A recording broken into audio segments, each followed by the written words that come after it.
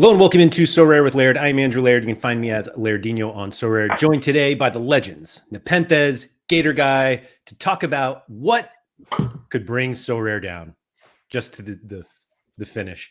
Nep, now that you mentioned it, every time I see the intro now and it says starting now and then it takes like 5 more seconds to start, it's actually starting to get to me and I can't decide if I need to keep it or change it. Change it. Just to immediate now? Well, I think the loading bar should be like there. And that's then, it. Yeah, when it says starting now, it starts now.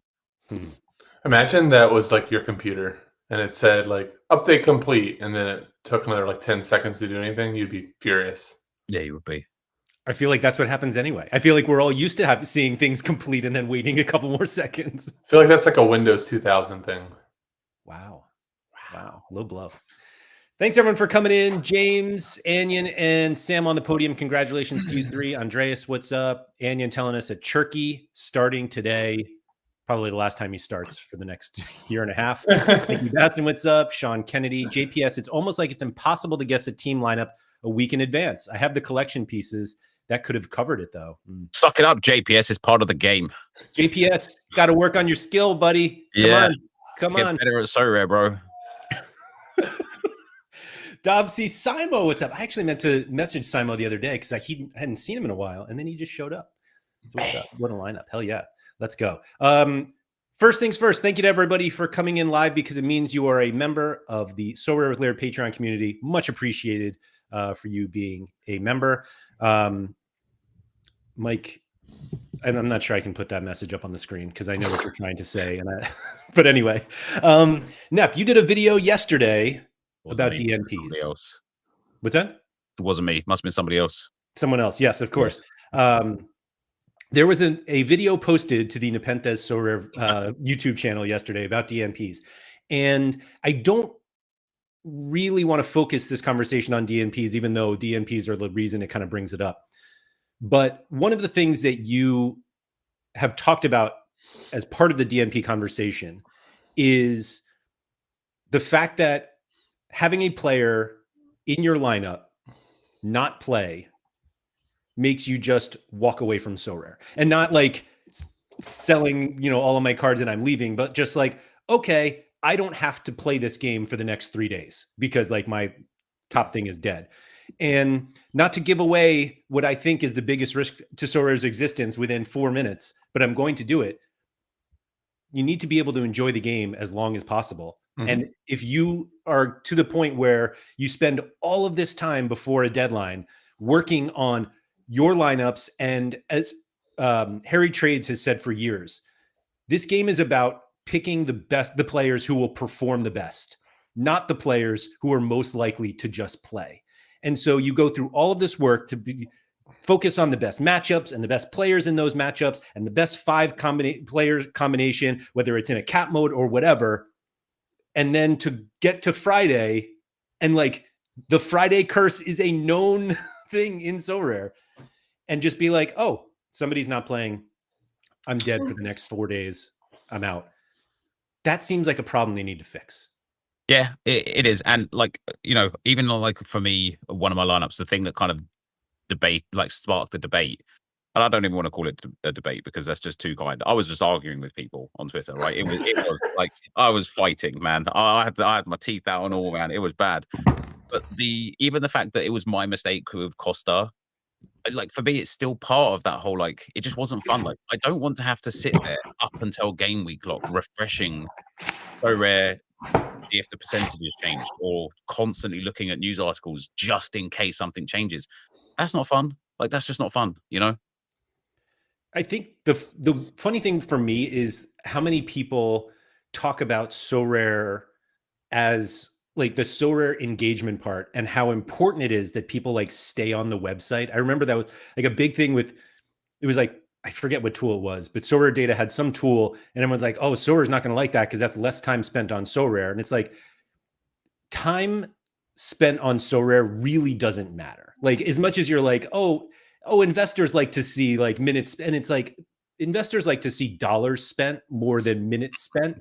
And the trouble that I think we inevitably have when we have a DNP is that that engagement is gone. Like gone, not because, oh, I'm just doing something fun and I don't necessarily need to be locked to my phone, but it's actually like the conscious decision to look at something, see that your lineup's dead, yell out some words that you probably shouldn't say in front of your kids, put your phone down, and then you just have a negative feeling for the next few days because of Sorare. Yeah. That's a really bad experience. And so again, I don't think we can like solve DNPs in a way that makes the game still enjoyable, because I've long said that I think like the late swap option just changes the frustration. It's like, oh, I got to check Sorare. Oh, I got to check Sorare again. And like, but reducing them in a way that allows people to just be like, not feel dead inside, I think is a positive. Like, it feels like the bar is really low to help this engagement problem. Yeah. I'll let Keith speak. He's just nodded so far. I mean, I can remember throwing a fit and saying we either get late swap or I'm done like 3.5 years ago. So obviously that wasn't a very good threat. But that's a classic Sorare threat. It is. It really is, actually. Good point. No, I don't really have anything to say on that. I mean, I feel like unfortunately this point's been legislated. Now, I actually have a question though for you two. Do you think the fact that, and I know Laird's going to hate this quote, but that the stakes have lowered, which ultimately they have, does that change the barometer for you guys? Because to me, that very much does. Like, this kind of sounds backward as I'm going to say it out loud, but when the stakes were like nosebleed high, you could do actually what Nep was just complaining about, like check 1,000 news articles, be on like refreshing Deke's predictions until 1 minute beforehand. Like, if you can win $25,000 of JPEGs or whatever, that's worth it. But when it's like 1,000, you're like, kind of want to go just sit outside and watch paint dry. If you want to do that, you should be able to. So I think it's kind of like an inverse as the stakes have lowered and we're more and more of a game, meaning I've got to have fun to do this. I do think it's more important to have the mechanism built in so that I can have more fun. My little soapbox. Do you know what I've found fun, actually? I didn't think I needed this out of my life until it went. Not having my phone ping every few moments, or data notifications, and me being like, get some sofa score notifications. Now? Who didn't start in this lineup? Now I'm like, oh yeah, that game was on 3 hours ago. How did my players do? And it's so much nicer. And again, it's like fun. It's like, and I'm like, oh crap, like I can't remember who it was. Oh, Giroud didn't start against Chelsea, and I was like, oh, that's sad. That's that lineup ruined. And then I was like, how isn't that lineup ruined? It doesn't matter whether he started or not. He wasn't scoring any points, right? Like, it wasn't like I don't know. I enjoy not having the like 3 o'clock sweats in the morning where I'm like, oh my god, my LAFC lineup is in. Did Bouanga start today or not? And it's like I just wake up now in the morning. I'm like, oh, LAFC play, let's go. So I like that. And again, it lends into that whole. This needs to be fun. Like, it really needs to be fun now because the stakes are lower. Like, and more people will play because it's way more affordable to get involved. And if their experience, and this is what I just can't get my head around and why people think it's a good idea, but if their experience is, so wait, I can come onto this site, spend $50, buy these players, put them into a lineup, and still not be guaranteed to play. And I'm going to go, yeah, who wants that? What game is there out there that people are like, yeah, let me pay not to play? I think you mentioned it a while ago. It was like, maybe it was somebody in your one of your streams or something like that kind of brought that up of just like, oh, well, what happens if a player doesn't play? And you're like, yeah, you get nothing. And they're like, what? Did he say it with that emphasis? You get nothing, and you'll be happy about it, okay? Yeah. Because that means you can play again later. Get better skill. But that is the point, though, isn't it? Like, I don't know if you did both watch the video in like all the way through that I made, but like 3-4 years ago, it really didn't matter as much. It did still hurt, but it didn't matter as much because you had the next week and then the next week and then the next week. Now it's like, okay, I've got 3 of these Coliseum entry things. That's it. And then these players, I mean, I can still use them for the rest of the season, but they've cost me 3 times more than they would have done had I not played. So when I also don't play, I'm like, God damn, that was that was painful. Like it is an experience that I don't think I'll ever not play Sorare because I really like the space it's in. But DNPs have me at a point where it feels like a toxic relationship, do you know what I mean? Like where you like an abusive relationship where I'm like, I don't want to play anymore. And if I'm going to play, I'll come back and play. And then they DNP me, and it feels like the punch to the gut where I'm like, right, I'm out of this. This is it. I'm done. And then they're like, how about this new competition for $10,000? I think are those roses on the card? Okay. Yeah. I think the problem, or the thing that you that a lot of people who push back on DNPs don't think about, is that it's not even the player that DNPs that ends up being the problem. Like I'm thinking of when Keith first got his like messy rares, and he was like, I need to make sure that I have him in a lineup that is always going to be competitive. And if you have players in your gallery like that, where you're like, this is my best card, I'm going to try to get as good of a lineup with him, and somebody else DNPs, like that's not just a knock on that player who didn't play. Like your Messi's dead now. Yeah. And you're just like, that's what you were so excited about this whole time. Messi's probably a bad example because he's the one who's probably more likely to DNP. But you're not as mad. You're not as mad. Yeah, you're not as mad as if Messi drops the 100 and then the next morning you got a J League DNP. You're furious, like an old school All-Star world. Yeah. And then you start questioning life. You're like, why the hell am I putting a J League guy with what am I doing? Why would I do that? Around, though, you're like, oh, well, Messi was always 50-50 anyway. You know what it's like. And that's it. It's that risk. If you know that the risk is there, you accept it a bit easier. I guess. I don't know. I think it's results based. I think I like that Messi example is results based. If he on Saturday night drops the 100, and then the next morning you have some not a guy named Messi headed DNP, you're furious. You're absolutely furious. Going to a wedding. What an idiot! Who goes to? I don't even believe he went to. Can we? That should be its own episode. Wedding Gate. Like based on the pictures I see, I don't believe that's a wedding. I think he was just out mopeding in Europe, and he was just like, I missed it over here. I think what particularly bothered me about that Zinc one is that it would have been known if we had the regular deadline, but they moved the deadline up for one. I don't even remember what the game was. No, there was just a random MLS game on Thursday night. On Thursday, New York and Atlanta. Right, which apparently could not be in the previous game week for some reason. It had to lead off this new game week. And we would have known. And those are the DNPs I think people want to get rid of. I think all of the pushback is well, I don't want people to get a benefit for taking a bad risk of a guy who wasn't going to play, probably wasn't going to play, and you put him anyway, and now you get the second player, and it's that's not that's not the problem we're trying to solve. Now, will there be peripheral benefits basically to instituting some solution for that? Yes. But we all get it. It's not like people who have complained about DNPs are the only ones who will benefit from a rule change that tries to reduce the number of DNPs. I struggle so much with this. And one of the things that that you brought up, Nep, in your video, which I think also gets ignored, is everyone's like, well, if we have no DNPs, then scores will just be astronomical. And you were like, look at all my 5-player lineups that scored 250. What are we talking about here? And I think it was, now I have to second guess myself whether it's Bab or Behab, but he wrote something a while ago, and I will always disagree with. Am I going to say Bab? Behab, I think, yeah. I say Behab, but throws me off. But anyway. Behab's like late swap. Let me decide until the second before the match starts, and that I'm a hard no on that. Same.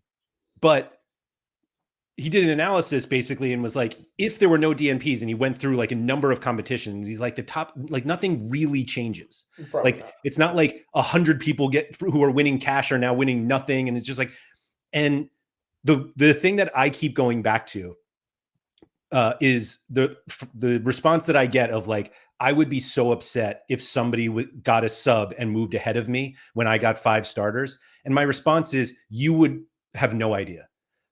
Nobody is going through the leaderboard one by one of contests that have thousands of people and be like, who screwed me with DNPs this week. I mean, I'm there sure actually there's are a some few. sickos out There there. are a few. Yeah, there's probably a few sickos out there. I know like 5. We know Sean would do it. All right, let's just say it out loud. Sean would do it. But it's like the leaderboard experience doesn't change.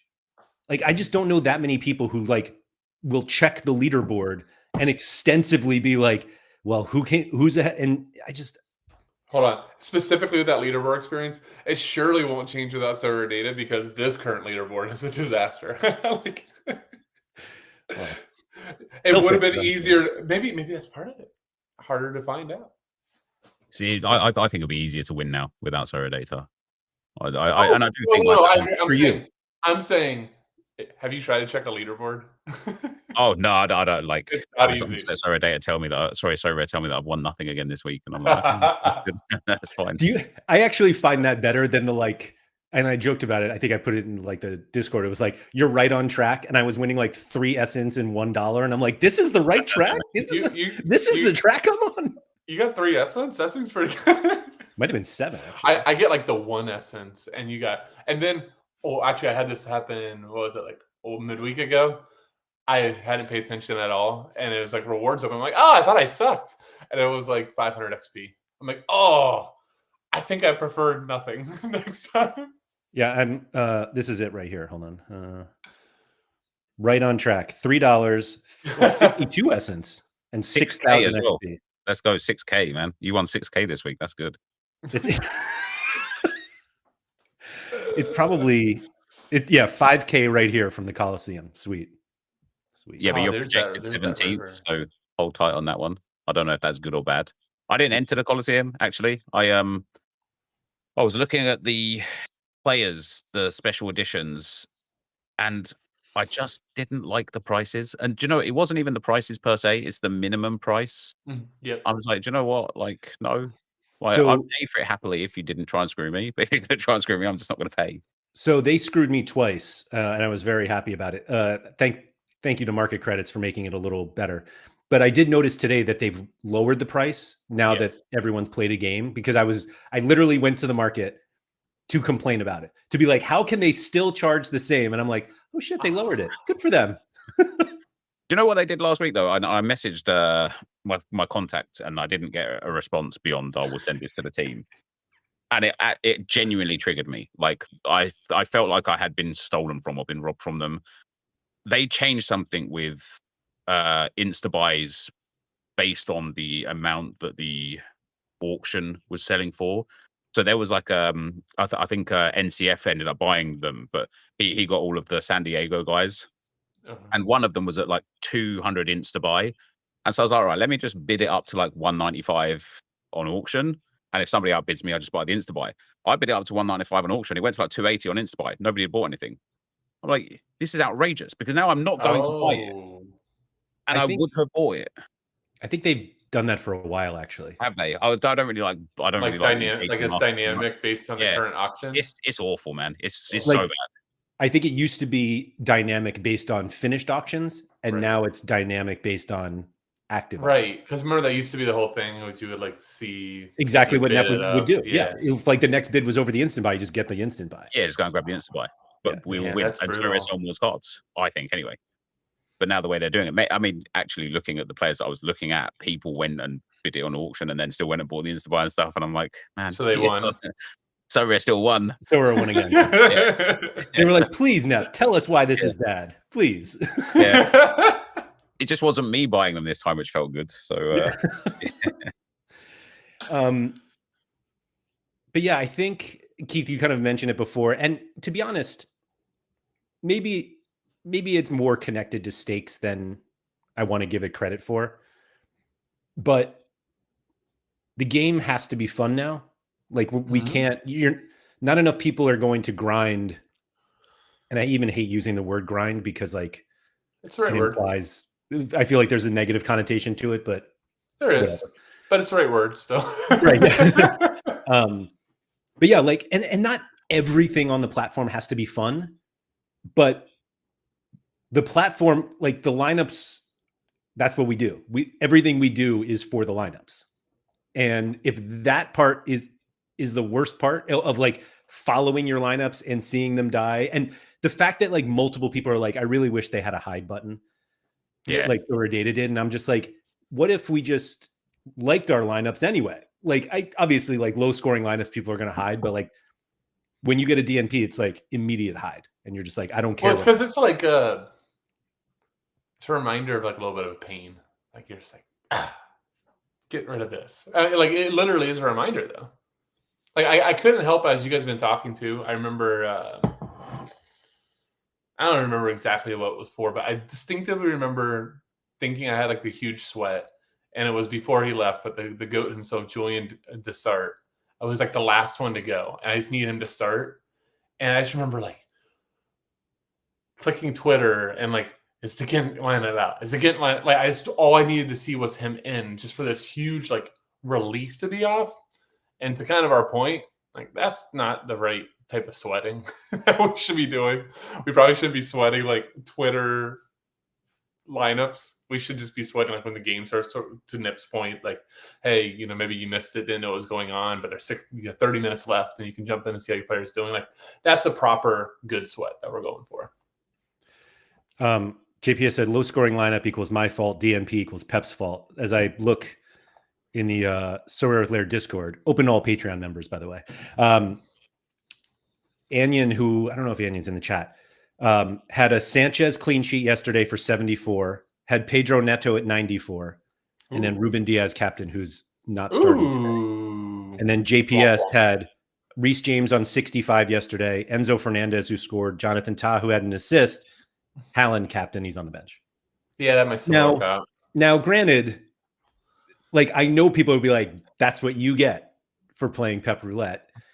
Oh, which rhymed. I didn't even expect that. Anyway, and to be honest, the way that I look at DNPs, like I actually don't think they should be saved on those, because like they're on the bench. They could still come in. Hallen could have 3 goals off the bench. Who knows?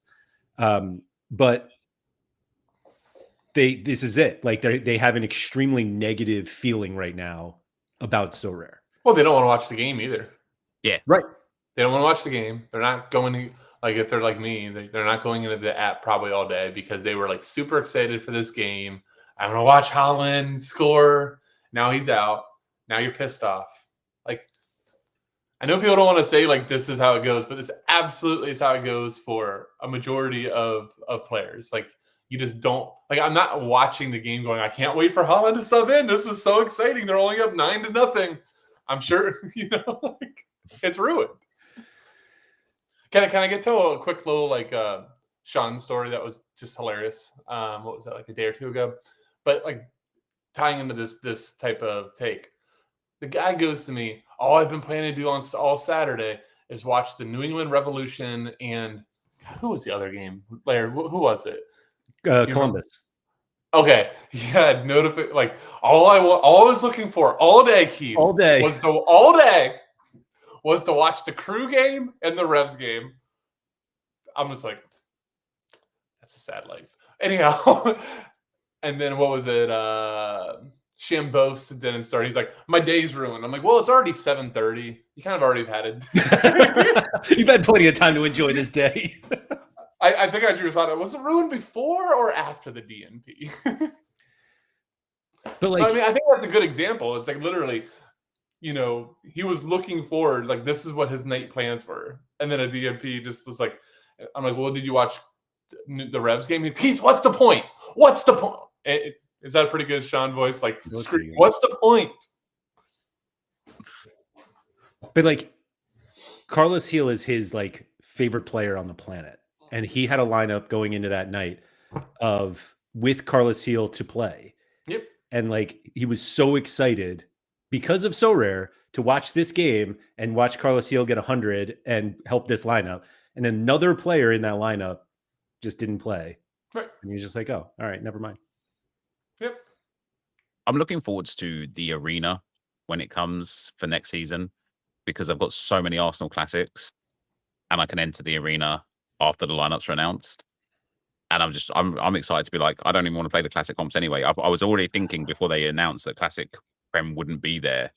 I was already thinking like arena is going to be where I go because I can build all sorts of combinations and they're going to have to remedy this But if it's like it was like the last few weeks, if you submit lineups really quickly, one after the other, you end up in the same arena with yourself. And I'm like, let me just spam 10 Arsenal lineups. So I just dominate the arena. I win it all. I'll take everything. Hold on, would that be profitable though? No. Well, I'd be like 9 out of 10 or something, like, or 8 out of 10, 7 out of 10. And I'll just walk away. Right. But it's only what, the top 2 or 3 profiting. Like, you're not going to beat the so-called essence rake there. Yeah, I still would. Like, if you submit like 7 lineups, you'd still come out with like 15 essence. But I was gonna say you're basically 7 lineups for 15 essence. Yeah, and some XP. So, some XP and so honest question on that, because again, I haven't been as plugged in as I once was. But if you didn't spam that whole arena, would that arena definitely fill? No, I've had a few with 9 or 8 people. That's what I want. Yeah. So like, no, but they still run though, don't they? Yeah, they still run. Yeah, they still run. So with like full prize or yeah. Oh, so it's actually like you kind of want the arena not to. It's kind of like in DFS, it's what's called overlay, where if they guarantee a certain contest that doesn't fill, they have to pay out that prize money. Right. Interesting. So I have a question for you guys, and again, I don't know if this has been brought up already, but this has been my number one thinking on like this topic.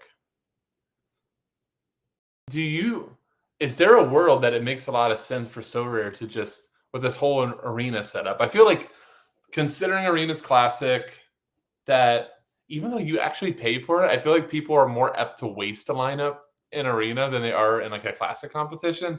Even though you're technically paying for an entry, I find that interesting. What were we going to say, Laird?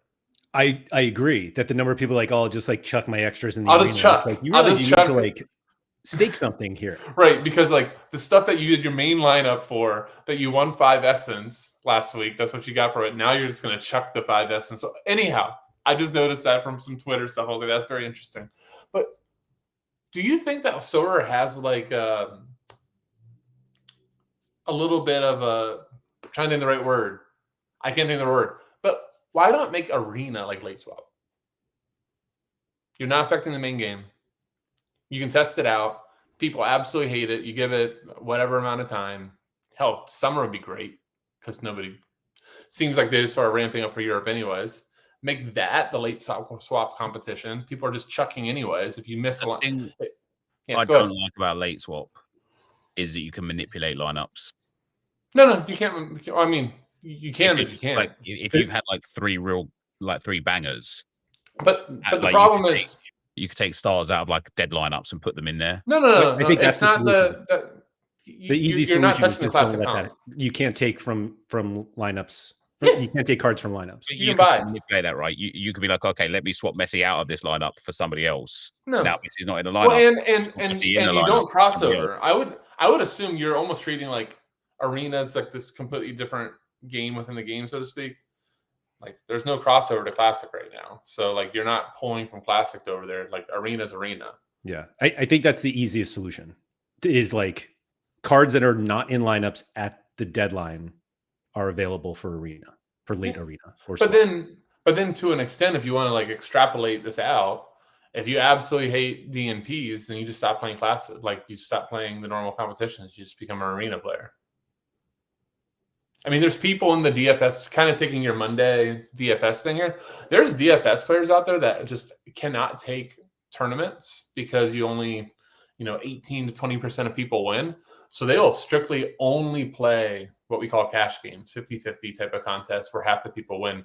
Because for them, more than like the return, it's having a better chance to win, not having to deal with so many sharp players. So, you could almost argue that there. Hey, you don't want to deal with DNPs and the suckiness of that. You get to go Arena. Oh, I wanted to be able to win more stuff. Well, then take the chance for some DNPs over here. So I really like the DFS stuff. Like, I haven't really played DFS much. We used to have DraftKings here for a while, and then they had some like went bye-bye.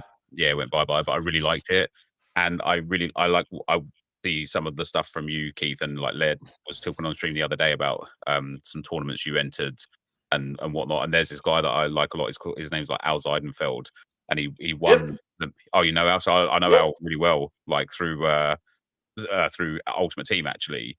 And I follow him on Instagram, and his like DFS stuff, like for NFL, just fascinates me. Yep. And I'm like, I would be happy for Sorare to lean a little more into that, still keep its core understanding, but like with the arena or something where you could go into like just a 2-man. Do you know what I mean? Yep. And maybe there's an entry fee, and maybe it's essence to avoid the all this really isn't gambling, guys. God, but it really isn't gambling, And I would happily like allow Sorare to take a rake, which would keep the essence down and allow them to give out more essence for free to play players and kind of like, bait people into being the paid section side of things. I would find that really enjoyable and really engaging. Some site did that, didn't they? What's that? Like head-to-head Sorare? It sounds familiar. Like obviously the Sorare data leaks were kind of like that for a little bit, but like, I don't know if it was Mega or what was the other one? Bragg. That's what it was. That's what it would be cool though. It would be cool, like to his point, that you just have like all these different options. And did you talk about it Monday, or was it just me and you talking about how I like, as you were talking Monday, like I saw like a path to Sorare had being like a DraftKings lobby, like the way they have it set. Did you talk about that, or? Yeah, that's where I watched you guys talking about it. Yeah. Okay. Yeah. I mean, it's just such a good component. But then again, you could work it like, because my thought is like if I'm playing head to head with somebody, I guess it doesn't matter too much. But like if you're really into something, maybe you do make it a point to make sure that your notifications are set up just for that lineup. And you're like, you're planning your day out. I know Laird would hate this, but if you're playing like these late swap DFS contests right now for Club World Cup, because it's over 8 hours, you just get your notifications set up. You kind of know where you're standing. I know at any point I probably have between $600 to $1,500 at play. So like, I know my alarms. I'm planning out my day to go like, hey, 6 o'clock lineups are going to come out about 5. I need about 5 minutes in here just to double check, because that's enough money. I don't want to just eat a DNP. Like, you could do that. Maybe it's not realistic if you have 55 lineups to be able to have notifications for every single player, but you can maybe prioritize, those arena lineups, or maybe it's another mechanic at some point that's not arena that, okay, there's a late swap competition. Let me make sure I pay attention to it there. Yeah. What are you guys' thoughts though? Like you said, you're both like a hard no on late swap. So where are you at? In my head, late swap is like, I can't remember when they did it. It was for the Champions League, I think. Yeah. And people had like, a lineup, like 2 or 3 lineups, and then one of them was smashing. Yep. And so there was like, oh crap, let me take my an unexpected lineup started smashing. So they took out the tier 3, tier 4s out of the last few spots and brought in the superstars. And for me, that kind of goes against the integrity of what the game is about. Like, you're supposed to pick your lineup and play with it. And so I don't like late swap. I prefer having a sub if your player doesn't play. My only issue ever with subs has just been that just makes you have more cards. And then you have to and then you have to potentially but like, it's not just the more card part. It's the fact of like, I'm not being able to use this. Like, if it's my top lineup, I'm assuming my sub's a good player. And now I get my 5 for 5, and now my sub's just wasted. And I could have been another lineup. So Nep mentioned that on his video. Okay. Like, sorry, I didn't watch. No. But it's a long video. And I love that you brought this up, that he was like, that's good for everyone else. If you have this like banger lineup and you're like, oh, I have Mbappe, I think it was Mbappe and Kane or something like that you use. And you're like, if you have Mbappe in your lineup, but he's like 50-50 to play, and you're like, I'm going to put Kane in as my sub, and Mbappe plays, now everybody else doesn't have to face against Kane. And it's like, is that a bad experience for the manager who has Mbappe and Kane? Maybe not. They wanted to play Mbappe. Mbappe played. He just got a shit score. Like, just because you take a risk on someone doesn't mean if they play, they're definitely going to score well. And now you have, if you use elite cards as your subs, that actually helps everyone else. And also, let's say Mbappe doesn't play and Kane comes in and scores 38. Everyone else wins too. All right, I'm gonna push back a little bit on this whole thing. Please. First off, I don't care that it helps everybody else. I literally don't care. I want to help me.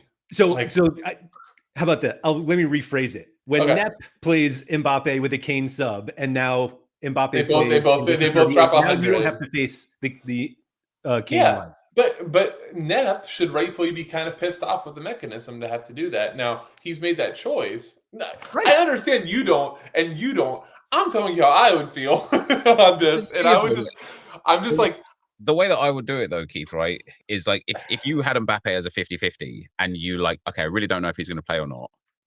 The logical choice is to put in as the sub the person that would like replace him, not some random smasher. So if you then choose to put in a random smasher in case he doesn't play and they both end up playing, that's on you a little bit because you could have just gone for like Brahim Diaz or Endrick as your backup instead of Harry Kane. right. Yeah, I mean, well, that's the collection idea, which you could technically just, I think that has one of the things that made the most sense that I've heard, and I have like the least amount of faith that they would ever implement that because it actually makes too much sense. Like it goes with the game too much. But like, do you think at all?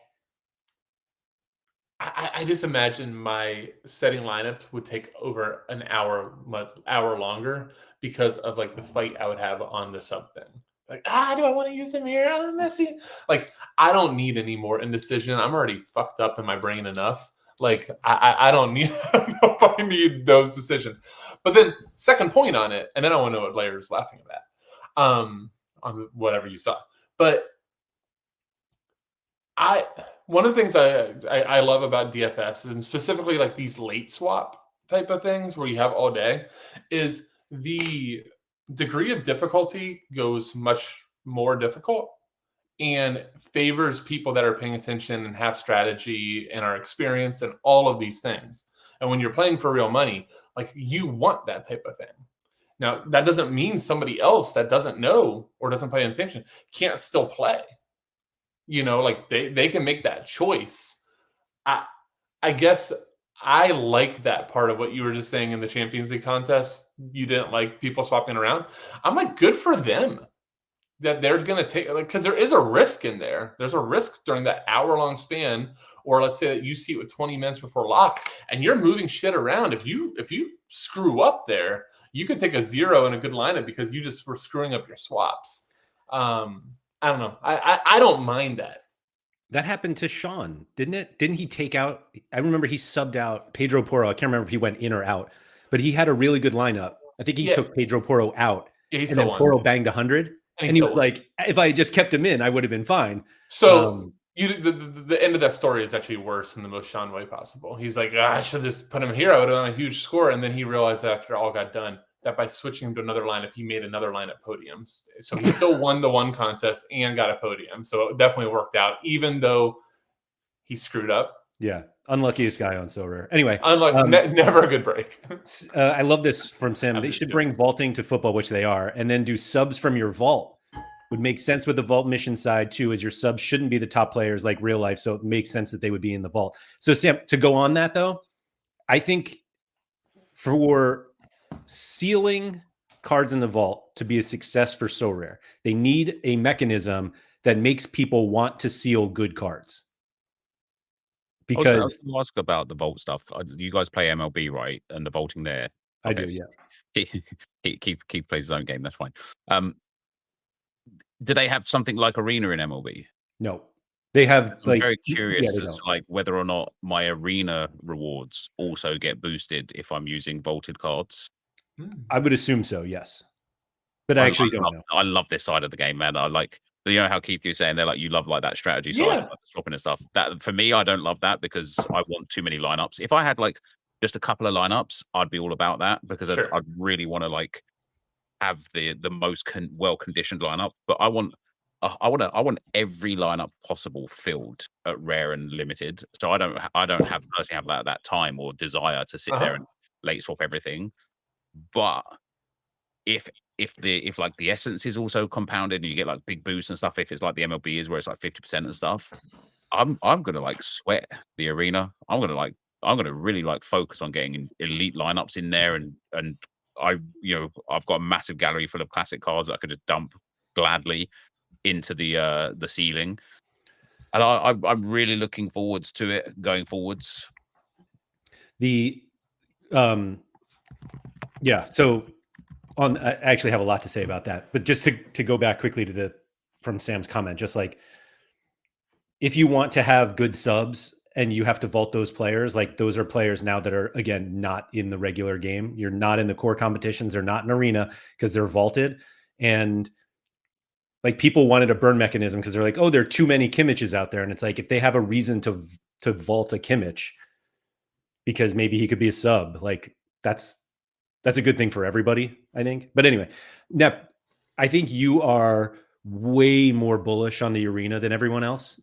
I don't think you're wrong, but I think because it just hasn't been around that much, and I think people really dislike the idea of staking anything to like enter a competition. But I think the arena is going to be like huge for Sorare, genuinely. And maybe they do some free ones where you can win like a little bit in it. You know, you can grind the free ones to eventually get to a real one. I hate to call it like pro because like essence, but like I think everyone is kind of just like, oh, they're just going to use the arena to like put all of our classic cards, and it's like arena could be great, like genuinely great. Yeah, it could be. It could fuck it all up too, but like I think it could. I don't know if I see that. I like the arena. I just find the arena to be fun. Like it gives you that jackpot element of if you get in the golden arena, which by the way, this whole like Sorare preference to the content creators and the essence pools and stuff. I've entered about 50 arenas now. I've never been in a golden arena, right? It's really bullshit. Like, yeah, you would have thought that they would have been like, yeah, let's put his account on the like priority list, but no. But I like the fact that it's like I can literally spend 5 essence or even 10 essence and I can win like 150 essence. I'm like, damn, then you go and craft your tier 3 card. Your tier 3, or they're going to change the crafting. That's another more questions and answers sort of thing. But you go and craft your tier 3 and you hit someone good, and all of a sudden you're gassed. And then you're looking at like, right, I've run out of essence.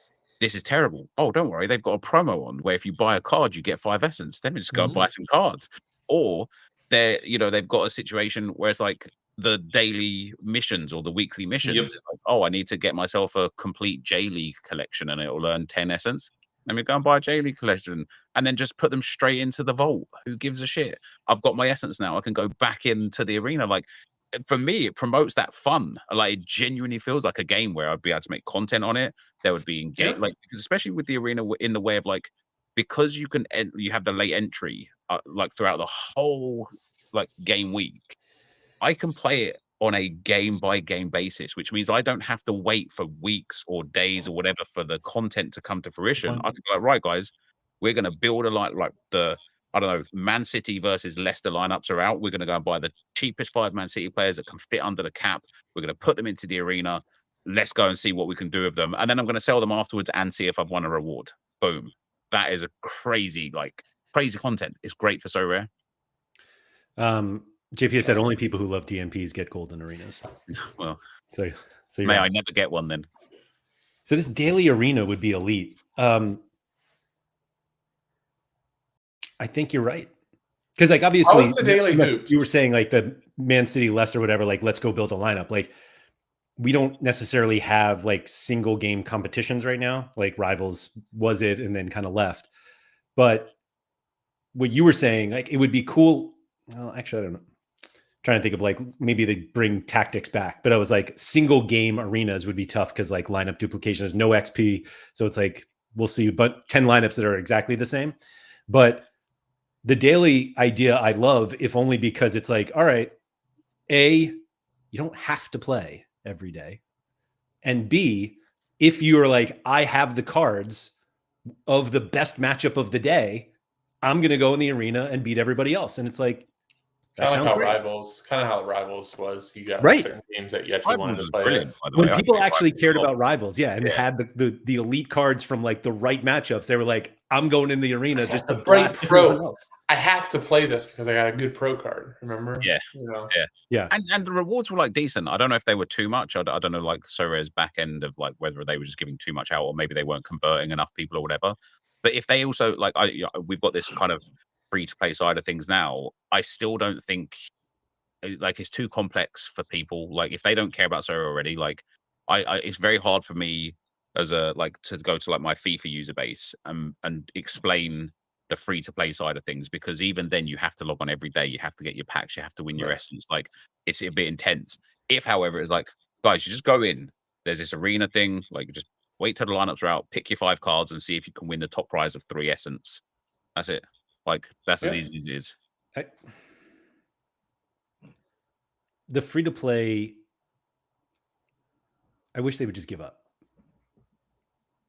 Yeah, just say it's a pay game. Just stop trying. Just stop trying to get people to play a game that is not the game that you play once you start to pay. Yeah. And just once where DFS stopped. Yeah. I mean, it's there, but doesn't exist. But they did try that for a while, if you remember. They did a lot of those, and they'll still do some for the NFL side of things. They'll as everybody. I'm sorry, I'm about to break your stream, Laird, and you're about to be furious. They'll get people to sponsor contests.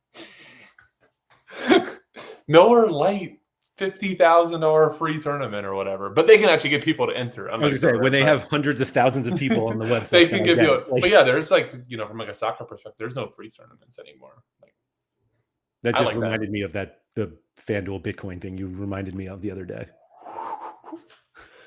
Tell everyone about this story, because peak daily fantasy right here. Yeah, so I know you talked specifically about DraftKings. There's one other like big player, FanDuel, and NFL contest has to be 8 or 9 years ago. I'm not a Bitcoin guy, but whenever Bitcoin was about $2,000 a coin, they did a contest, and it was like, I think it was like a $5 entry, $10 entry, not that much.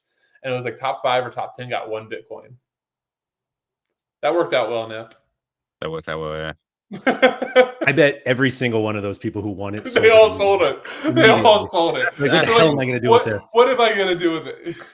You see those stories of people anyway, don't you? Like, oh, when Bitcoin was worth like 50 cents, I had 10,000, and I like or the guy that like bought a pizza with Bitcoins and stuff, and people are like, oh, he'd be like a multi-millionaire by now. No, he wouldn't. He would have sold them at like $20 or $37. Like, he was never holding them until they went to the top, ever. I mean, if you bought something at like $5 and it went to 50, you're like, yeah, I'll take that. Hold on. I'm sorry, I have to do this. Talk about João Felix. One João Felix equals one Sean. Hey, Gary, it's the opposite though. Laird was ready to hold to the pinnacle.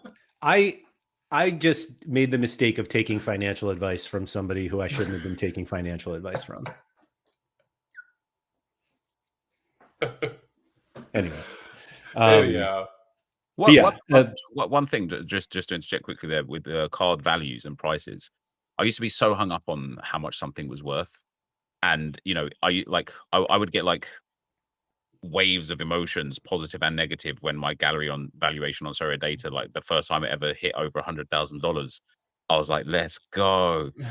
But I never really intended to sell it. Like, if I bought a card for $1,000 and it was worth $10,000, I got like satisfaction out of the fact that it was worth $10,000. Even though you were right, I would never sell it. Right. And so now I sit there and I look at my cards and I think, I don't actually care what they're worth, like as a monetary value. I care what I can do with them, because I'm never selling them ever. So to the whole like bought it for 1,000 is now worth 10,000. The reason we don't think like, oh, I should sell this at 10,000 is because at the time you were like, this card's going to help me win $100,000. Right. There was one good comment. I think that we should just say JPS at 1148, like not 1148. Sorry. Mike at 1148 said that they have to be free to play to help prudent. I think what you're saying, you can keep that, whatever that weird side game is. It's all of these different mechanisms that they keep trying to do as like a free to play element. Like, it's packs now. It was rivals before. It was common before that. Your point is get rid of all of this stuff. Do whatever you need to do to help the regulators, and then just, you want to play, buy 5 50-cent cards. What would be a classic limited lineup that you could play in Arena right now? $5. Oh, what would I pay for it? No. Couldn't you do a half decent starting goalkeeper? So I know where you're going with this, and I forget who brought this up in, I think it was in my Discord, but they were like, they were comparing like how much you have to pay for these gems or whatever it is to like get your free common packs or get your common packs. Okay. And that you have to like pay money to get the free game. Oh, Or you could just use that money and buy like the cheapest limited lineup that's like reasonably competitive. And somebody was like, you can do that. Absolutely.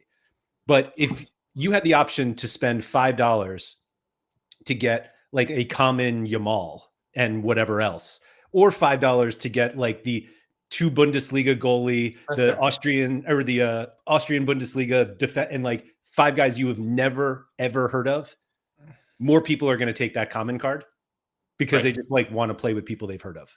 I think it's a good point. Fair point. I wonder what the arena will do to the classic, to classic prices, because there are so many cheap players. Like let's say let's take the Austrian Bundesliga as like an example again. I don't know who the worst team there is, but whoever, like, whenever they play like the 4th best team, for example, once that lineup is in, that 4th best team, their common cards are probably like 10 cents, you know? So you can now go and be like, right, I know they're playing the worst guys. Limited cards or the commons? Limited. Yeah.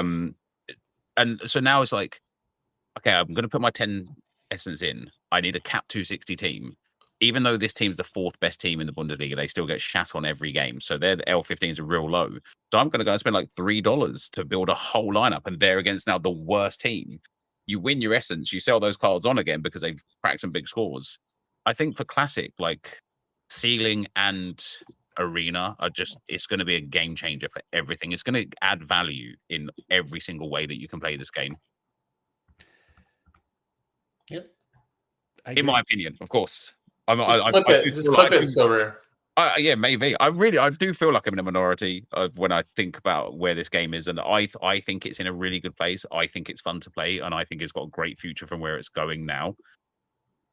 But I feel like I'm the only one that thinks that. Simon said, do you think user-created custom arenas could work? Users could set their own competition parameters, invite their friends to buy in with the essence. So, like, I keep saying, like, we talked about this in the Discord, but we did. And if you want to have conversations like this, patreon.com/AndrewMLaird. But I don't know like how easy it is, like technically, like if their developers can actually do this stuff quickly, but like, I think that's what people want. Like once we start playing arena, and again, I think people aren't going to realize how fun the arena is until they really start playing it. It becomes like a core part of the game. Right. And then, yeah, it's going to be somebody be like, man, I would love to do one like just for La Liga this week. And it's like, okay, here's your custom arena one. When we find 10 people who want to play that, it'll fill. And like, Keith, that's what I was thinking of with like comparing it to the DraftKings lobby of you just go into the arena section of the site. That's now different than like the core competitions, whatever the hell they want to call those. And it's like, okay, a filter league, La Liga. I want to play La Liga today. Here's one, has 8 spots. As soon as it fills, it's done. Go have your fun. And it's like, it's like you used to be on poker sites for too, you know? Yeah. You wanted to play a sit and go. You only wanted to play against 8 people. Go find one, wait for it to fill, and then you're off and running. Sam says, so I should buy all the random cheap limiteds from random leagues in the off season right now so I can play as many arenas as possible. Not financial. Do they rank them? That's the thing. There's not going to be a run on cards of the 4th best team in Croatia. Yeah, actually, on that note, because I've got an absolute pile of stinkers for my super rares, I can put my super rares that are shit. I just need to buy one goalkeeper, and then I can play my super rares in the arena. And I'm like, now I can start. Congrats on your shitty arena. Yeah, exactly. And but if I ever get like something, I can start farming essence at super rare level, and then save it up and save it, and craft a star, and then sell that to Sean, and then boom, there we go. I'm minted. I think the best will be, that's the content I want to see, like how I turned my super rares into a Yamal limited, because you're actually going to end up playing super rares in limited arenas and just grinding from that. Yeah, probably will actually. Yeah. The problem is when you run out of essence right away because you're not winning with them. No, that's a good point too. Yeah. Are they raking the arenas right now? What's that? Do they rake the arenas right now? No, they should though. They absolutely should. Yeah, That's a mistake right now. They really need to. Yeah, so like no, so let's say what is it? 10 person, 10 essence, 100 essences in the pile. Are they paying out more than 100 essence or more?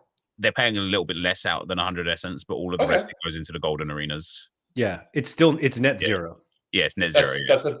That's such a mistake. Yes, it's dumb. It's so stupid. That's so stupid. I mean, it's fake. It is, but it isn't. Because you can only give out so much of this stuff before everybody just starts crafting cards and kills you there too. Like it's the dual mechanism of it. Well, the easy solution is just like, oh, we're changing the entry fee to 12 essence. I know they need to do it now. That's my point. Stop getting people like. All right, I'm gonna just a little bitch about Sorare here for a second. Just different conversations with people. One of the things I feel like they've made mistake-wise with a lot of these changes. And again, I probably make worse decisions. This is not me knowing how to fix Sorare, and I would have run this company so much better. But I feel like so often, like, fitness is the best example. There was a community outrage. They had all their numbers. They obviously had a reason that they were going to do it. You got to have a little bit of faith in what your direction was going to be and be willing to take a little bit of a hit when you're making big changes. And I feel like so often it seems like they kind of knew the direction things needed to go in, but they didn't want to go full bore and do it. Like they wanted to ease into it. Sometimes you just got to freaking peel the Band-Aid off and be done and deal with a little bit of lack. But my point of this with the arena is great idea. But now you've conditioned people for 5 and 10 essence. And so now all of a sudden when Europe comes, you're like, oh, I probably should rake this if this is going to be my long-term mechanism of the game. Now you're going to have to deal with people complaining again versus when essence would have arrived. If you would have just said, hey, this is kind of our daily fantasy model. Daily fantasy takes between 10 and 20%. That's what we're raking off. People need to get used to it. And then you wouldn't have to deal with it once you get there. So my pushback on that is twofold. One of which Andreas brings up, that you can't save for a star now. Like they're changing it to the MLB model. I saw that. So like they're not necessarily putting themselves in a position where like all these people have essence and we're all crafting stars. The other thing is crafting cards. So the other thing, Keith, which you and I talk about all the time in terms of DFS, most people are losers. Right. I don't see that changing here. The way you said losers. Well, no, he said, me and you talk about it, not them. That was personal, man. Jesus. That hurts. That was good. Let me do the classic. No offense to everyone, but Keith, I think more people will lose essence than win it. And sure, but the problem is that same amount of essence is going anywhere, and Sorare's not raking it off. But why I think they should rake it isn't necessarily to like reduce the amount on the platform, but it is to be able to give it elsewhere in fun ways. Exactly. Right? Exactly. Yeah. It's not like they can like for something like DFS, they take a rake because it helps run the business. Otherwise, they just don't make any money, right? Money. So, yeah. But for Sorare, like essence is just something they generate. But in a way, it's currency. That I guess that's where I'm fighting back a little bit on this. It's in. But they don't currency. use it. They don't use it to like they don't pay their bills with essence. Right. So it's like, it doesn't matter if they just rake loads and they give it, boxes. Every box for the next 24 hours is going to have like a 100% bonus essence. All of a sudden, it's like, nice. I'm now winning a box instead of winning 5 or 110. Brilliant. Now I can enter 2 more arenas. So, like, I think that's sort of what I keep going back to, is that as long as it's rake free, people feel like they're not necessarily ahead, but that they're not like against it. People are going to use essence to play the arena, not to just constantly craft cards. Like the reason that everybody pulled at tier 5 is because there was nothing else to do with it. Now, if you want to play 10 arenas, you need 100 essence for that.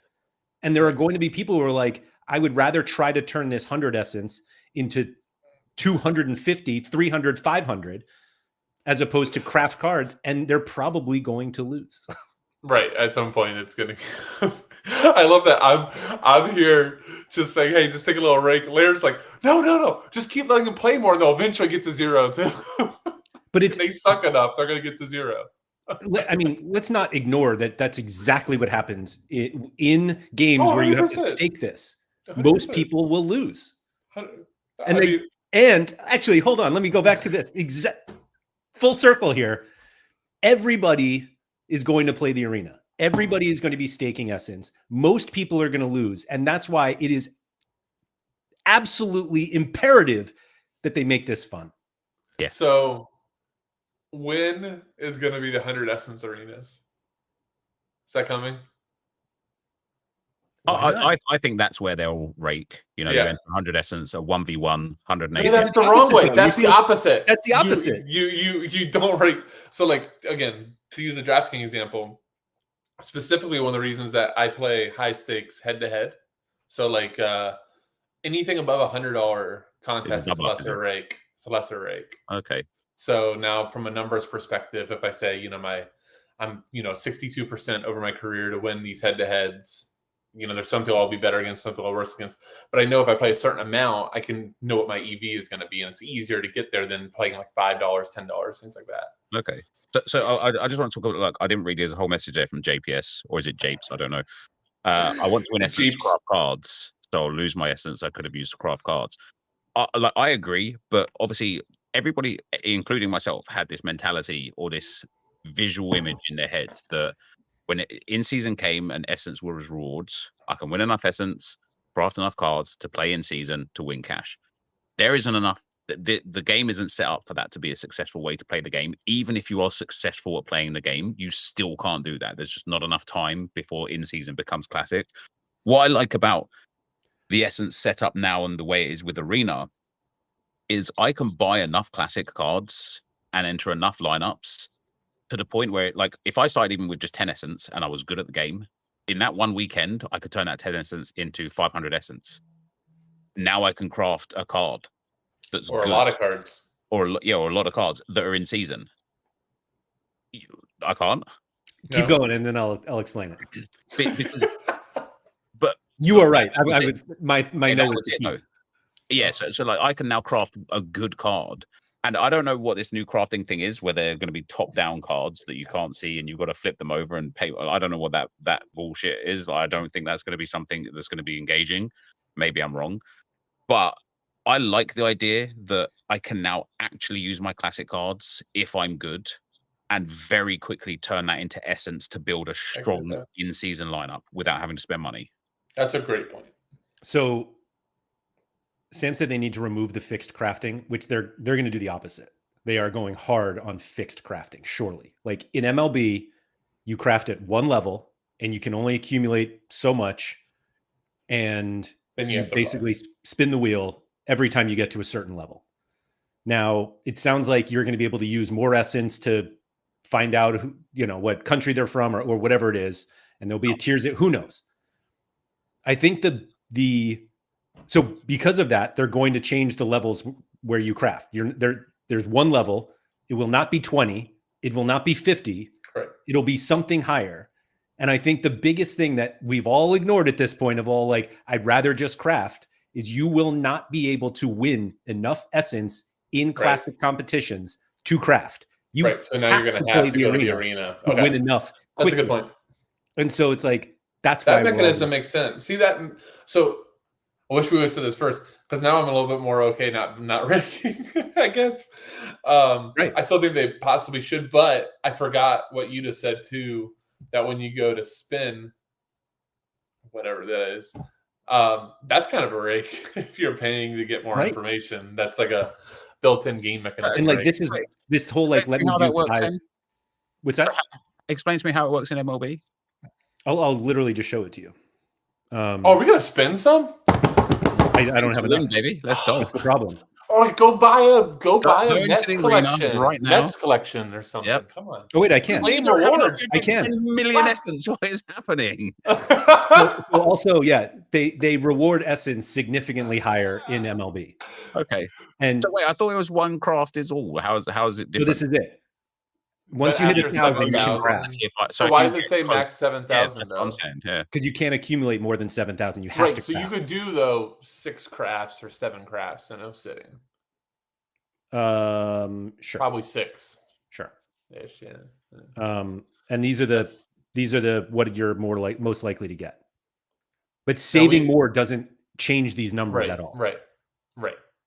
It's like they're all tier 5 crafts. So So to if, speak. Right. this I is had the way no it is on football as well, my mentality of I could just win loads of essence and craft a quality card.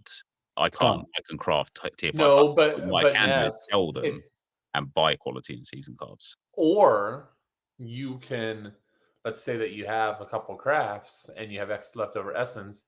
You can do all those, use all of the boosts or whatever to try to maximize your ability to get. Oh, the but big didn't they card. say there would be one guaranteed star in every? No like- way. I don't think it's that. guaranteed. Okay, I have to reread it. Can we see the mechanic working? Come on, let's. Yeah, I'll let's craft. Fine. Yeah. Yeah, I don't care. If you But get Mike said something he's good, we crafted 3 get times free this ways to season. it, all And right. he's close to a 4th. And Sam said I've crafted twice in MLB since playing for like a month. Yeah. But yeah, let's craft. That's not arena. Let me just claim this reward. I had no idea I had something. Oh, I really wish they would like speed up. 11 essence. You only need 989 more. Yeah, I'll never get to 1,000 in rare. But anyway, yeah, let's do it. Let's see it. So do There's you something get like about a craft? just, Always do good. you get the ability to pick here, or is it just No. is it just like the classic No. what we've got now in football? Okay. 43,000 is not good if it's already June. Yeah, it's a low Release serial picture, premium, so that's this is tier context, 5. Maybe? from the Columbus crew. That's nice. No. I don't even know what that is. So Wasn't there a golfer named Tim Heron?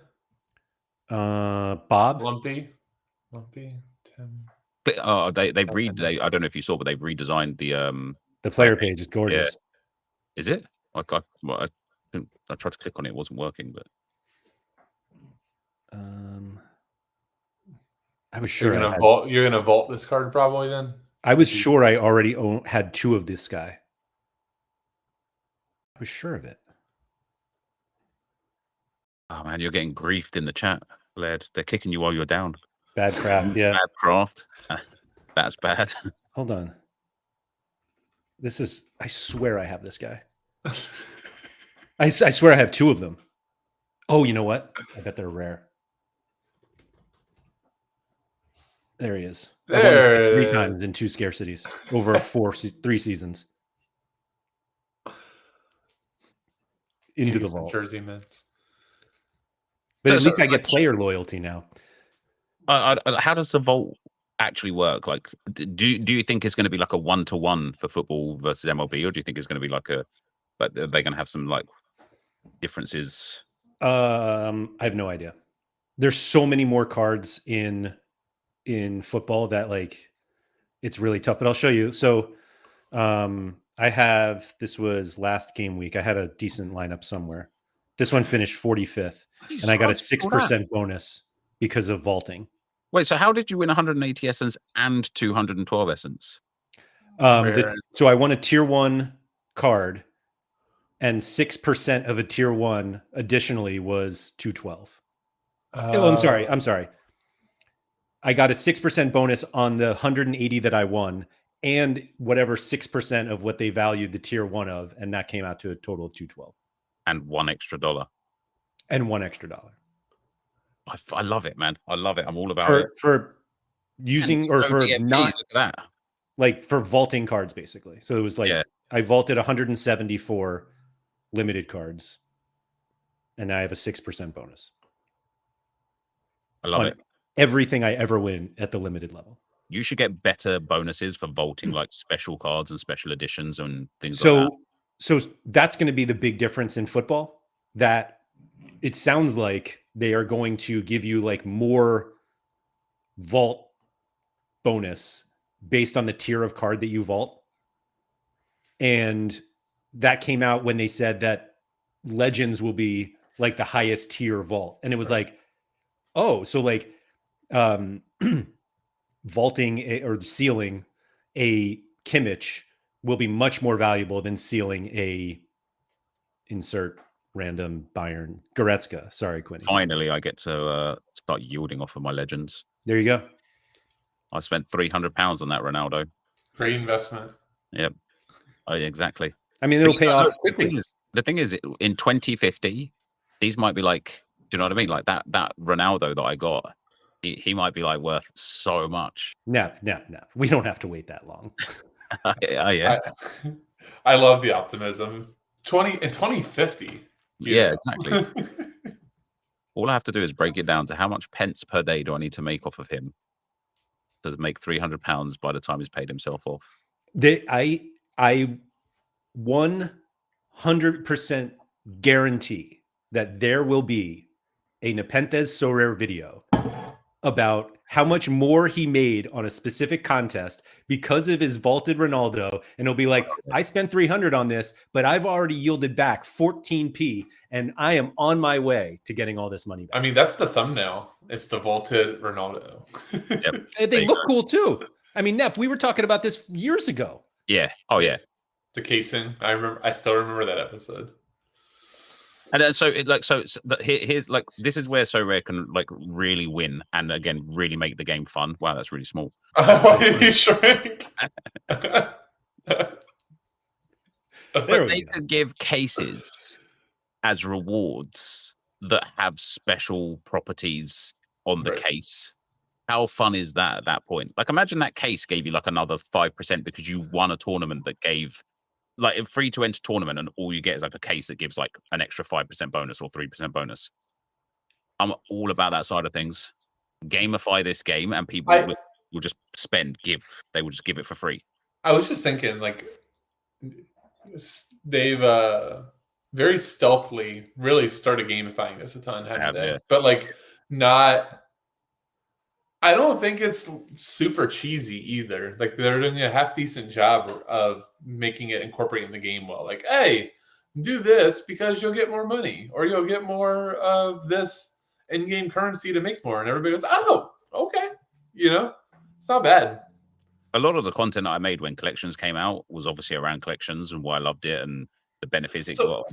And a lot of people signed up off the back of that. If they gamify like the ceiling as well, do you know how easy that is to take to the FIFA community and be like, guys, look at this? You know what the problem is? It freaking just occurred to me. You know what? Honestly, Sorare's promise. I love Dan. Dan's a good guy. Dan's a problem. All right, fair enough. No. Whoa. Dan, Laird probably knows where it's coming. He's going to get annoyed. Dan's not a salesman. Nep, like, throughout the year, like, what you do within like your streaming contest is selling.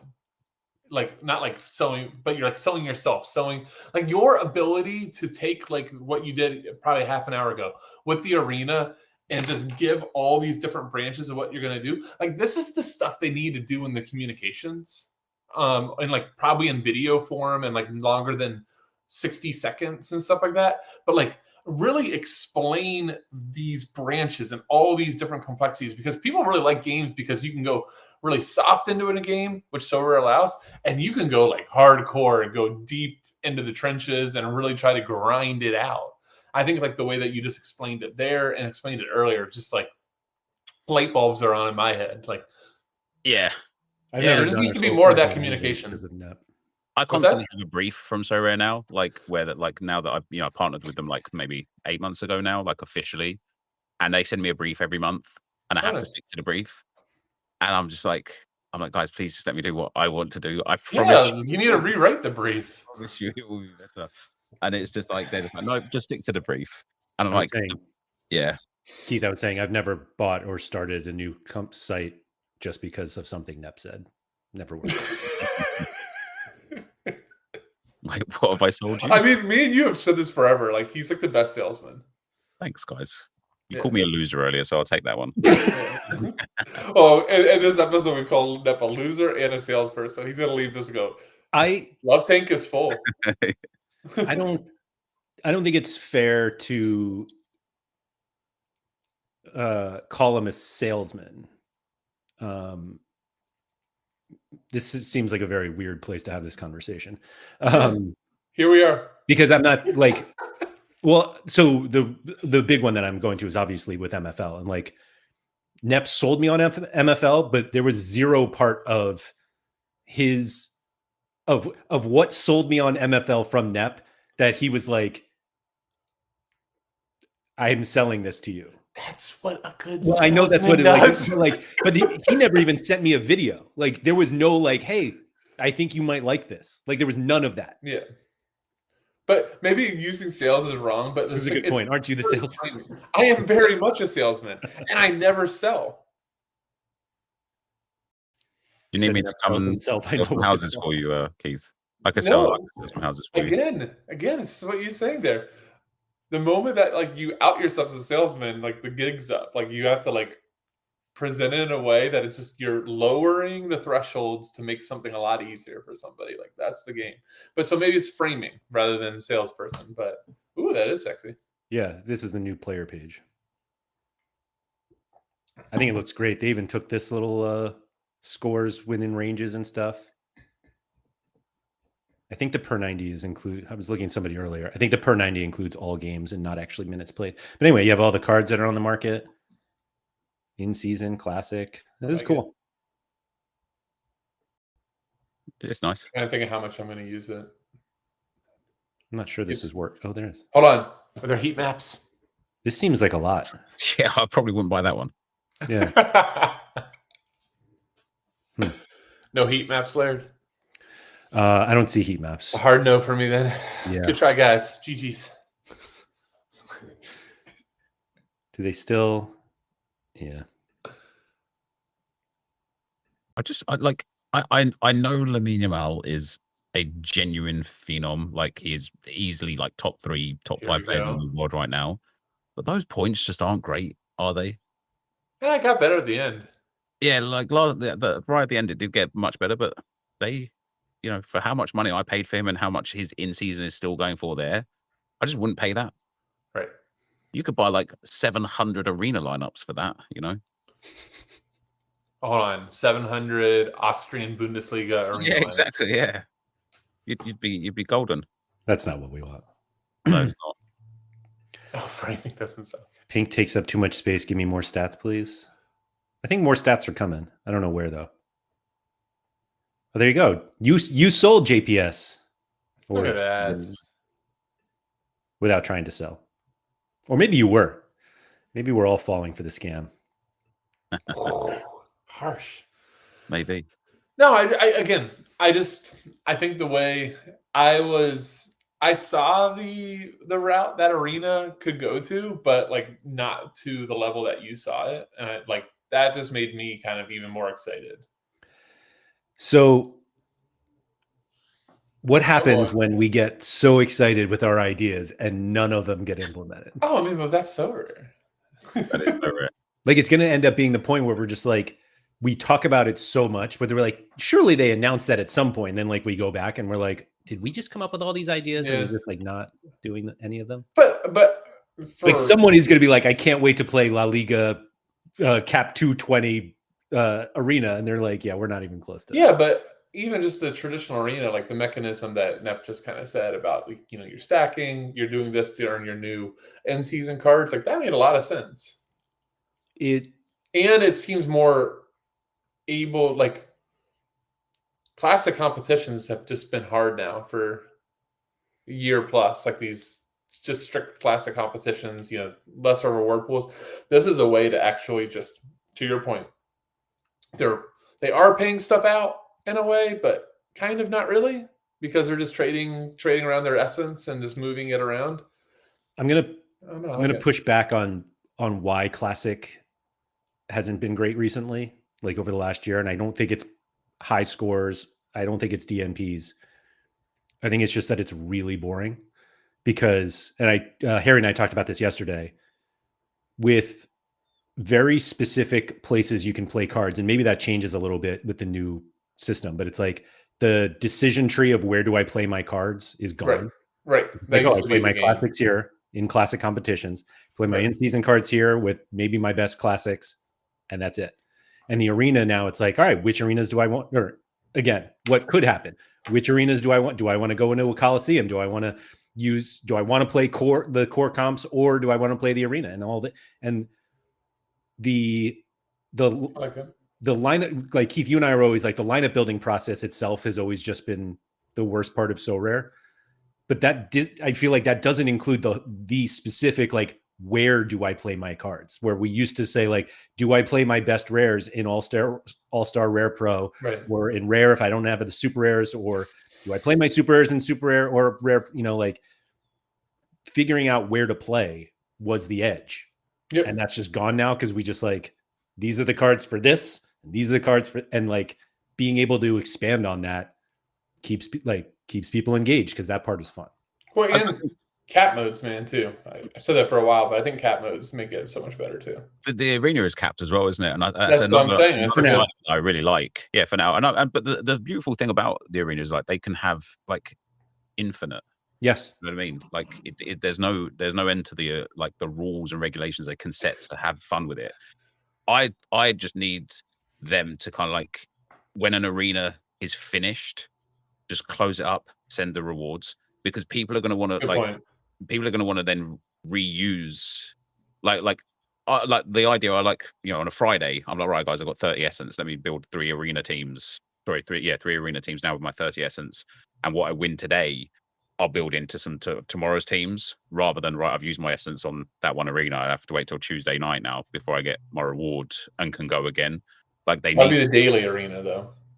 Yeah, a daily arena, or just, like, once the games are finished in the arena, just shut it down. Like, that's it, it's finished. Like, Rivals used to do that. Yeah, like, as soon as you won, like, as soon as it's over, what the hell did we win with arena? Do we even win anything? I mean, with Rivals. Yeah, you had those little crates. I can't even remember. I always hated it anyway. Yeah, but yeah, I think you're right, Nep. You don't want, like, oh, I'm gonna play daily arena on Friday and get my essence on Tuesday. How popular is daily hoops? I don't know. Isn't there a daily mode on NBA? There's daily on MLB, yeah. No, there and NBA, or both? Both. But, like, NBA is, like, just the finals now. So, but is that popular? I have no idea. Okay, I'm just curious because, again, litmus test on those type of things. But in that mode, if you decide to go daily, you can't use your cards in, like, the weekly comp, right? Correct. Yeah. Again, back to more decision tree. Yeah. Right. But, like, with Rivals, you could, and so, like, that was, like, a difference. Right. I think they could award arena entries as, like, ticket entries, as, like, rewards in certain like classic comps and stuff, instead of, like, or allow us to buy essence. I don't know, the logistics of that might be real bad. But, yeah. I think what I like, I think I said this yesterday. I think I did that. Allowing kind of, like, customized arenas allows them to kind of, like, outsource the creativity for them. Like, they don't have to come up with all the ideas. It's just like, here's what I want to do. And what's nice about it is, if there was a lobby where you could post it, you only need 9 other people to play it. Like, you don't need to create a contest where you're like, this has to be good enough for thousands. Like, you just need 9 other people who are sickos like you, who want to play Cap 220 Croatian, whatever the hell their league is called, HNL. And yeah, exactly. The amount of like the amount of content we could have as well, right? You could run like for your Patreon, for example, you could set up like 4 arenas and be like, right, guys, the top 2 or 5 arenas, and be like, right, the top 2 from every arena are going to get into, like, the final boss arena, where I'm going to give out, like, a real sick reward. Yeah. And you can rake off.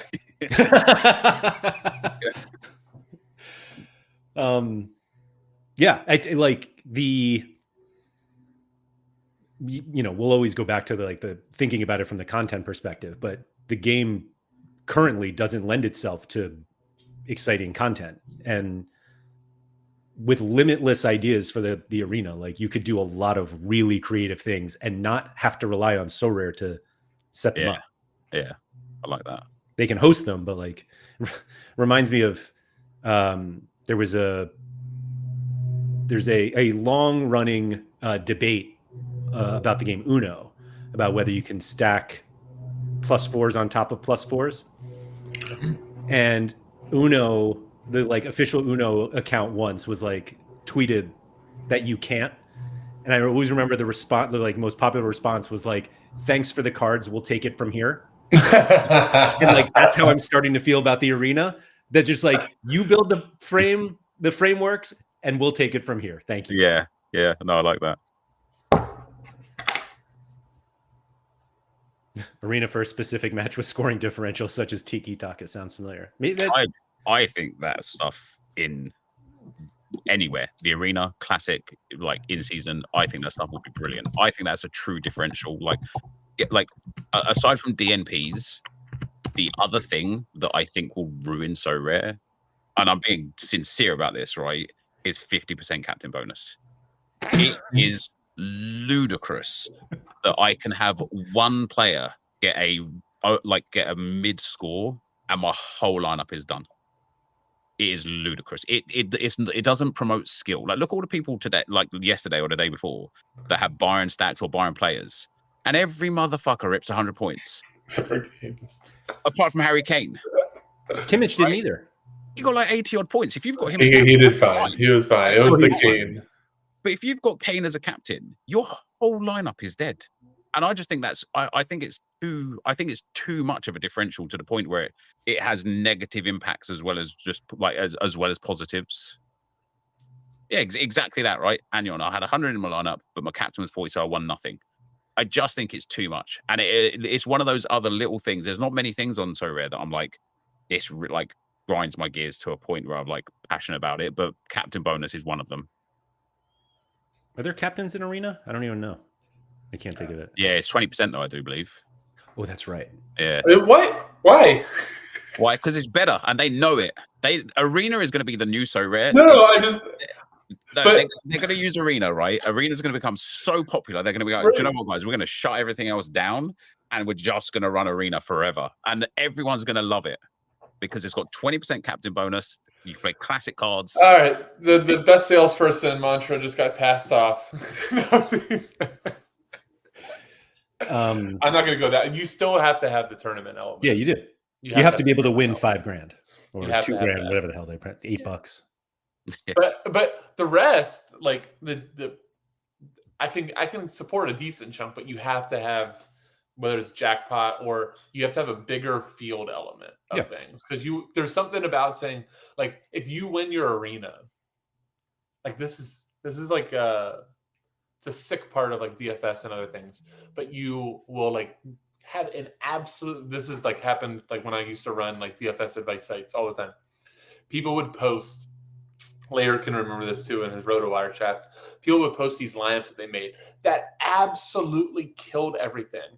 And they go, and if I would have entered that into that $500 entry tournament, I would have won $50,000. And I would always respond, but you would have never entered that lineup in. You would have never played those two center backs and all the Bournemouth striker versus Man City. You would have never done that. So it doesn't matter. But you don't want to win an arena by like 250 points and not be able to look somewhere and go, oh, I could have won Yamal. Or like, there's something about that people love to have.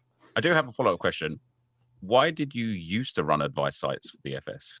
Was it just bad advice? Like, no. It was a funny story. Are you a loser? He's trying to pass the loser off to somebody else. Funny story. I hope Laird actually doesn't mind the shameless plug, because I get paid $0 for it. But I ran a site for 6 years for just soccer DFS mainly, and decided it was just taking up too much time, just not enough return in it.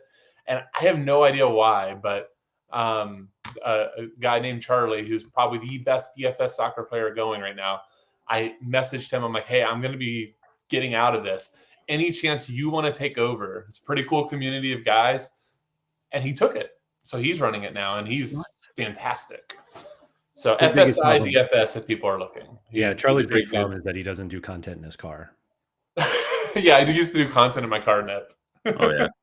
Literally driving around talking about DFS slates. Off of memory.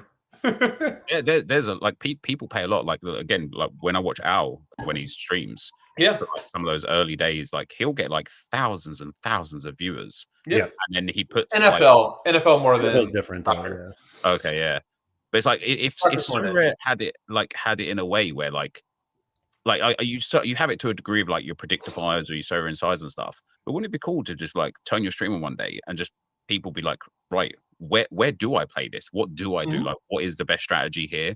Not just have some like predetermined formality of just put your cards here, put this there, and then just hope that you hit some big scores. Like, yeah, I was trying to bring that up with Harry yesterday. That like lineup building streams are really boring. Like watching people make lineups. yeah, But it's really boring now because it's like, okay, here are my Champ Classic cards. I will go play them in Champ Classic. That's it. And people like to learn from how people make decisions. yeah. And that's what made Sorare great previously. I mean, there are probably the $25,000 Mbappes that helped as well. But like the decision-making process used to be really important. And now there are no decisions. It's very clear, like this contest is specific for these cards that you happen to own. So throw them in there. Just a little visual of Nep doing this on like, if you actually had a ticket for a golden arena that you could cash in and like all right, this is my top lineup. I only have 260 and he's scouring through and like making all this just like, I really can't do this, but that's kind of cool. Or like if somebody has been saving up, 500 essence and there's a 500 essence arena, like this is like all the big dogs are up there and they finally have saved up. This is my week. I've been playing them. Like that would be good content. So the best part of that though is that it's not these are all the big dogs, because like anyone can win a lot of essence. It's not I bought essence. Like big DFS contests are because people spent $500 to $1,000 to enter. Like you can grind your way there in DFS and it'll take 25 years. But like you can win essence much faster than that. Right, but even if it's like a higher amount that not that many people have, like you could just be deciding like this was going to be like your shot to cash it all in, because a Nanzo, is probably going to win more essence in a given week over and over again than me. You can just say I said me too. So you literally probably could have picked about everyone but Pranksy, and you would have been But so he's going to have, like, let's just say that we get to that point where you do have tiered essence type of things. He's going to be in there more often than not. Like, you're probably going to see some of the bigger names over and over again because they have so much essence to spend out. I don't know. You both have sold me. Like, that arena has so many different elements going forward that could be really cool. Well, one more thing that I was just thinking of there as you was talking about is like, like how the streaks, like to get into that bonus tournament, you had to get the third streak, which I missed out on, by the way, genuinely due to a DNP. 0.1. It triggers me so much that I missed out on that tournament. Didn't you have a 0.1 too or something like that? Like in 2 lineups? Yeah, 0.001, a 0.054, and a 1 point something. All three of my lineups were less than 2 points away from hitting it. But it was the week prior that I was on for the actual third tier of the streak, and I got random DNP, and I missed it by about like 28 points. And I'm like, if I just need anybody there, and it's like I'm in. But they could do that as well with arenas, right? Finish on podium and arena like 5 times in a week, or 5 times in a row, or 3 times in a row, or something, and you get put into like a Coliseum for free, where you've got like bigger chance of some like top rewards. Like all of a sudden, again, people take it seriously, like strategize with it. I don't think they even need to go that far. It could just be 10% are going to be golden arenas and 10% first place gets an entry into this. And it's like, oh shit, I'll just enter more because then I'll have more of a chance of getting one of these. Yeah. Arena. Very good. Oh, man, so many good ideas. Which will never see the light of day. And on that note, thank you everybody for coming. Yeah, everybody, if you can please like, subscribe, all that good stuff. Shout out to Quinny. Oh man, do we have anything more to say? We could do it again, maybe. I don't know what Keith's schedule is like. I'm very happy to talk about this sort of stuff a bit more regularly. As I say, I'm enjoying Sorare. Let's keep doing. Yeah, I'm getting there too. More arenas this coming weekend, maybe for me to really get there. What do you know? What would be a real fun stream if we picked a game, waited till the lineups came out, all tried to enter our lineups at the same time in an arena to see if we could get the same arena at the same time, and then like sit there and watch the game and like sweat it out to see who's going to win. That would be fun. Keith, let's just make sure it's not an Arsenal match. I know, right? Real Madrid. Although there's no XP there, so maybe. Well, Yeah, no XP or collection bonus. Yeah, it doesn't make a difference, does it? Scottish League. I got some. And we're done. Thank you, everybody, for coming. Good luck in the arena, and make sure you get outside.